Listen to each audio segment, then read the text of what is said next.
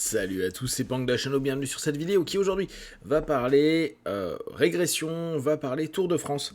Là j'étais juste en train d'écouter un podcast sur les matins de l'été, il est en live donc là il est en train de se finir. Vous pourrez je pense le retrouver, c'était sur France Culture et j'ai trouvé que c'était très chouette parce que il recevait un des top 10 français, non il a fait 18ème au niveau du Tour de France, qui est aussi philosophe, donc il donne un peu son point de vue, quelqu'un qui a fait un reportage sur le Tour de France et puis un expert du Tour. Ce que j'ai trouvé très intéressant, c'est que il mettait en avant l'aspect populaire du Tour de France, notamment cette notion que ça passe dans les zones rurales, que ça fait découvrir la France, que ça fait partie du patrimoine de la France, que certes si c'est construit d'un point de vue marketing parce qu'il y a du business au travers de la publicité, c'est un sport qui passe près des gens, qui passent par chez eux et qui touche plein de zones qui peut-être sont peu ou pas connues par les Français.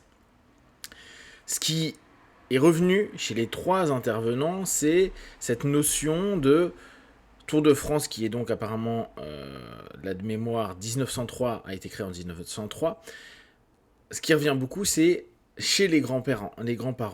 J'ai regardé le Tour de France, obligé entre guillemets, parce que j'avais pas le choix, ou en tout cas c'était la seule chose qui passait à la télé, chez les grands-parents. Et c'est amusant parce que quand ils ont dit ça, je me suis dit, tiens, ouais, pareil, moi, mon grand-père, il était fan absolu du Tour de France. J'ai même eu la chance à plusieurs reprises, de voir des parties du Tour de France, je pense, comme beaucoup d'entre vous. Et ça, c'est quelque chose d'assez génial, parce que, comme il l'expliquait, le vélo, de façon générale, n'est pas quelque chose qui intéresse plus que ça. D'ailleurs, un des intervenants dit que, avant, le vélo était très populaire dans les vélodromes. Et c'est vrai qu'aujourd'hui, moi je vois quelques images de courses de vitesse dans les vélodromes, ça m'impressionne, mais on n'a plus du tout l'habitude de voir des courses dans des vélodromes. Le vélo est devenu, pour nous, et c'est là où c'est intéressant dans les associations, et à quel point on peut être influencé par plein de choses. Aujourd'hui, le vélo, c'est un moyen de locomotion, et limite, j'ai envie de dire, c'est un moyen de locomotion électrique parmi tant d'autres que je vois à fond sur Paris. Mais, de façon populaire, on peut connaître un sport, et là vraiment pas le moyen de déplacement, mais le sport, juste au travers d'une épreuve. On peut l'avoir avec le football, avec la Coupe du Monde, qui nous ramène, pour beaucoup, à un moment, tous les 4 ans, à regarder peut-être un match. On n'a pas besoin de tous les regarder, mais parfois un match. Cette espèce d'ancrage temporel.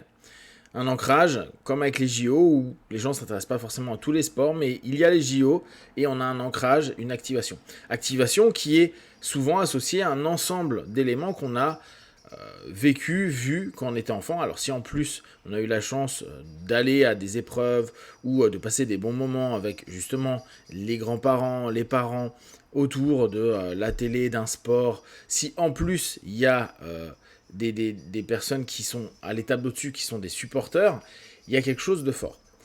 Ce qui est intéressant dans cette idée du cyclisme et du Tour de France, c'est que ça amène énormément de personnes dans un passé au présent, et les personnes vont regarder le Tour sans forcément être particulièrement intéressées par le Tour.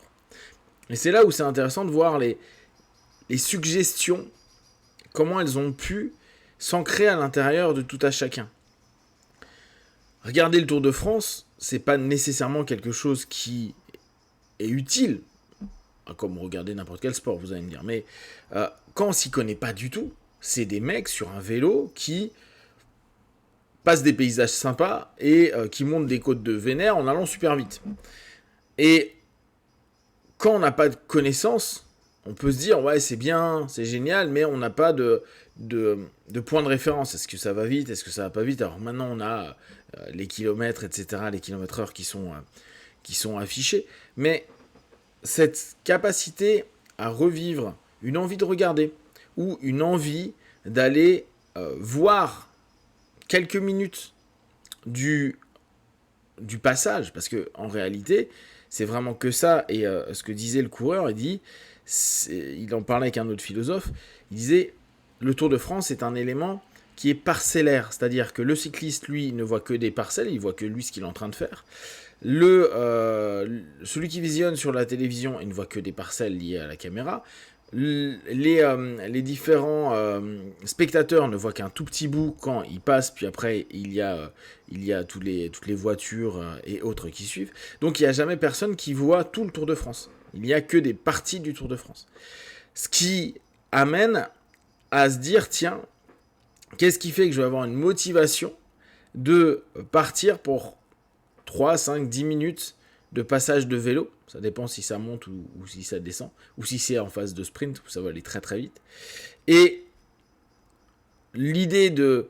Je ne suis pas forcément fan de quelque chose, mais ce que ça crée comme ambiance, le climat, le partage, l'échange, la joie, l'envie, donc tout ce qui est réactivé par tout ce côté populaire, plus bien sûr tout ce qui va être publicitaire.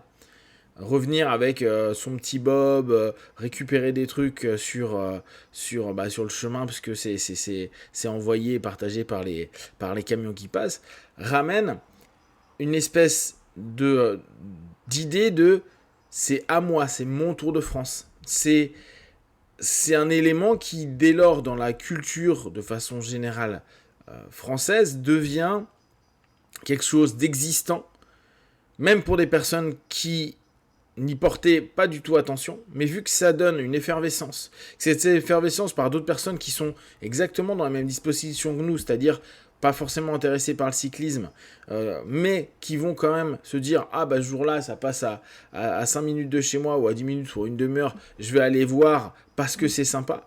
Et c'est pas parce que je connais les cyclistes, hein, j'y connais rien à ce moment-là, va montrer que on arrive à mettre des gâchettes, des ancrages qu'on fait réinvestir et réactiver en plus tous les ans. Donc on a vraiment ce pattern, en juillet va y avoir le Tour de France, etc. On nous en parle un peu en avance, comme d'ailleurs on pourrait avoir nous en France Roland Garros, avec ce truc où d'un coup des gens qui s'intéressent pas forcément plus que ça au tennis vont un peu s'y intéresser.